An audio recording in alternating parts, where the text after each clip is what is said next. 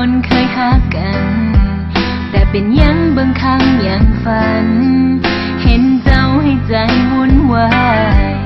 น่าอายที่เป็นยังคือบ่ลืม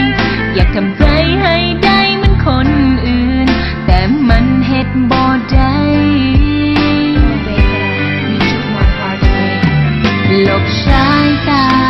เก็บอาการเวลาเจอน้ำบ่อยากทักทายบ่อยากทำให้ตัวเองเพราะยังทำใจบ่เก่งคือเจ้าคอยยังเหมือนเก่าในวันที่เจ้ามีเขาข้างกาย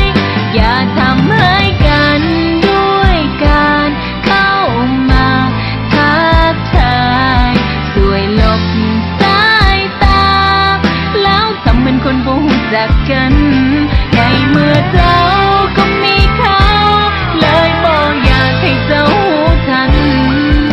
ว่ามันยังลืมเจ้าบ่ได้เก็บคำถามและความหวังดีคืนไปให้ค่อยทำใจลืมเจ้าได้แล้วเฮาค่อยพบกัน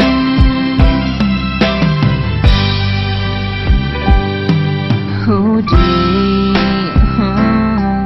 ว่าตอนนี้เจ้าเป็นของคนอื่นค่อยบอกตัวเองอยู่ทุกคืนให้ยอมรับและทำใจกันน้ำตาแต่มันก็ไหลลงมาทุกที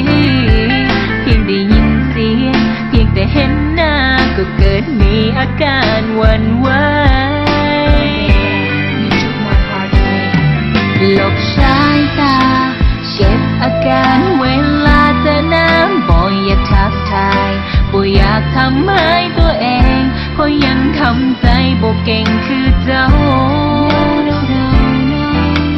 คอยยังเหมือนเก่าในวันที่เจ้ามีเขาข้างกา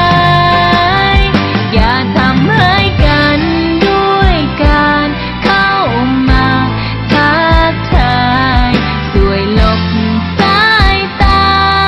แล้วทำเหมือนคนบ่รู้จักกันในเมื่อเจ้าก็มีเขาเลยบ่อยากให้เจ้ารู้ทันว่ามันยังลืมเจ้าบ่ได้เก็บคำถามและความหวังดีคืนไปให้ค่อยทำใจลืมเจ้าได้แล้วเฮาค่อยพบกันอาจจะเป็นคือเข้มแข็งแต่อยากให้รู้ไว้ว่าค่อยพยายามทำใจการจะลืมรักแท้ให้หมดไปมันบ่ได้ง่ายขนาดนั้น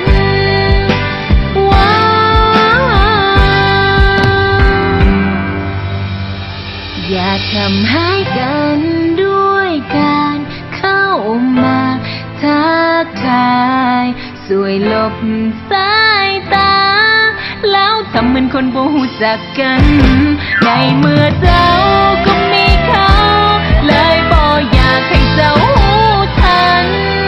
ว่ามันยังลืมเจ้าบ่ได้เก็บคำถามและความหวังดีคืนไปให้ค่อยทำ